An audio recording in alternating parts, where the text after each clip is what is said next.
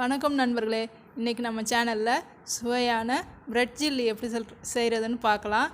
அதுக்கு முன்னாடி நம்ம இலைச்சோறு குக்கிங் சேனலுக்கு சப்ஸ்கிரைப் பண்ணுங்கள். வாங்க வீடியோக்குள்ளே போகலாம். தேவையான பொருள் என்னென்னு பார்த்துடலாம்.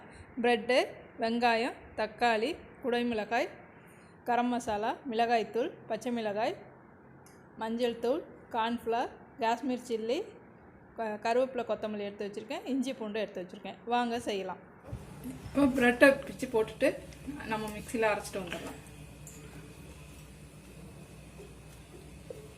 ஒரு ஸ்பூன் கார்ன்ஃப்ளவர் மாவு போட்டுக்கலாம்.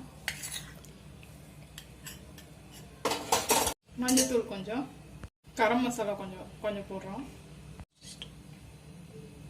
காஷ்மீர் சில்லி அரை ஸ்பூன் போடுறோம். மிளகாத்தூள் கொஞ்சம் 1/4 ஸ்பூன்,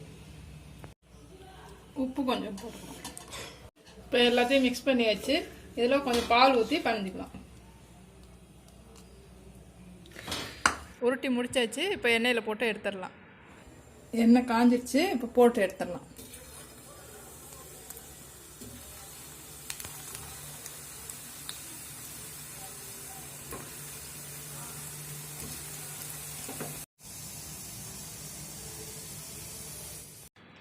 எண்ணெயில் பொரித்து எடுத்துட்டோம்.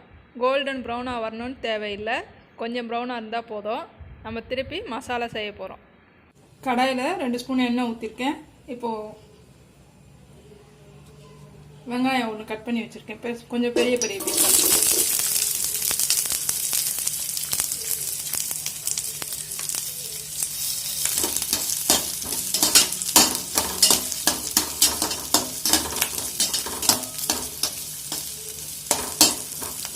வெங்காயம் நல்லா வதங்கிடுச்சு.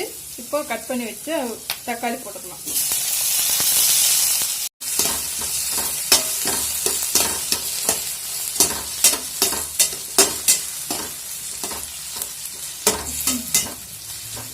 தக்காளி கொஞ்சம் வதங்கிடுச்சு. இப்போ இஞ்சி பூண்டு கொஞ்சமாக போட்டுக்கலாம்.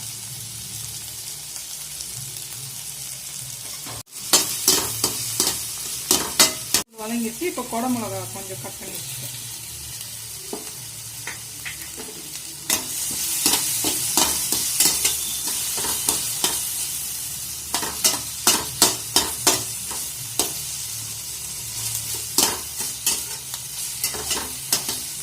கரம் மசாலா கொஞ்சம் போட்டுக்கிறோம்.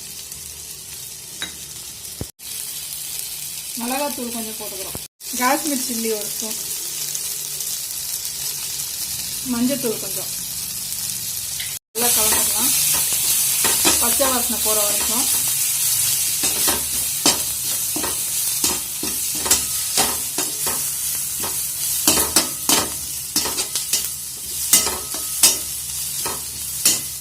பச்சை மிளகாய் கொஞ்சம் போட்டுக்கிறோம். இதுக்கு தேவையான உப்பு போட்டுக்கிறோம். இப்போ எல்லா மசாலாவும் நல்லா வதங்கிடுச்சு. இப்போ நம்ம எண்ணெயில் பொரித்து வச்சு பால்ஸு போட்டுக்கலாம்.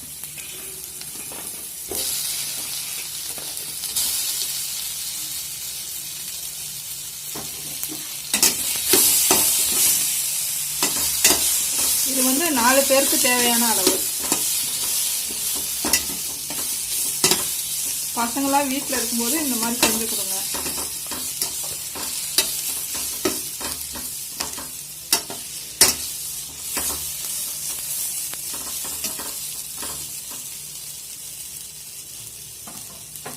கடையில் கலர் பவுடர்லாம் ஆட் பண்ணுவாங்க. நம்ம அதெல்லாம் ஆட் பண்ணாமல் வீட்டில் இருக்கிறத வச்சு நம்ம அது செஞ்சுக்கலாம். இப்போ கார்ன்ஃப்ளவர் மாவு 1 ஸ்பூன் கரைச்சி வச்சுருக்கேன். அதை ஊற்றிக்கலாம்.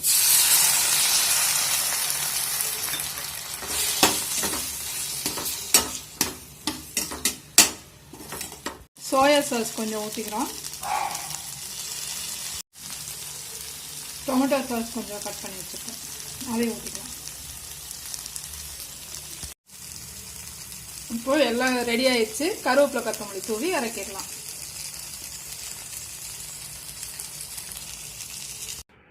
பிரெட் சில்லி செஞ்சு முடிச்சிட்டோம். எவ்வளோ ஈஸியாக செஞ்சோன்னு பாருங்கள்.